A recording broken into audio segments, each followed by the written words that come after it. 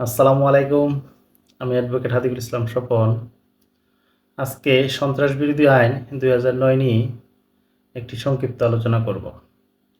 এই সন্ত্রাস শুধু একটি অপরাধ নয়, এটি সমাজ ও রাষ্ট্রের জন্য এবং রাষ্ট্রের নিরাপত্তার জন্য ভয়ঙ্কর হুমকি স্বরূপ।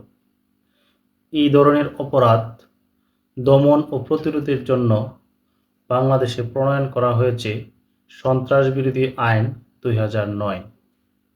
এই আইনে সন্ত্রাসী কর্মকাণ্ড বলতে এমন কাজকে বোঝায় যার মাধ্যমে জনমনে ভয় সৃষ্টি হয়, মানুষের জীবন ঝুঁকিতে পড়ে, রাষ্ট্রীয় নিরাপত্তা ক্ষতিগ্রস্ত হয় কিংবা সহিংস পরিস্থিতি তৈরি হয়।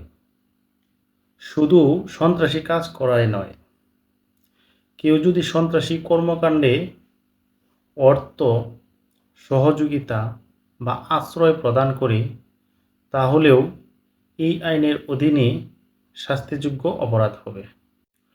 সন্ত্রাস বিরোধী আইন অনুযায়ী অপরাধের ধরন ও গুরুত্ব বিবেচনায় কারাদণ্ড, অর্থদণ্ড, এমনকি গুরুতর ক্ষেত্রে মৃত্যুদণ্ডেরও বিধান রয়েছে এই আইনে। এই আইনের অন্যতম উদ্দেশ্য হচ্ছে দেশের শান্তি শৃঙ্খলা বজায় রাখা এবং জনগণের নিরাপত্তা নিশ্চিত করা।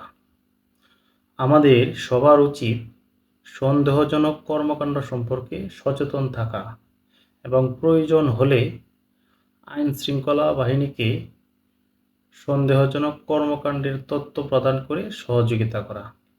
মনে রাখবেন, আইন জানা শুধু একজন আইনজীবীর কাজ নয়, আইন জানা এই দেশের সচেতন নাগরিকের দায়িত্ব। ধন্যবাদ।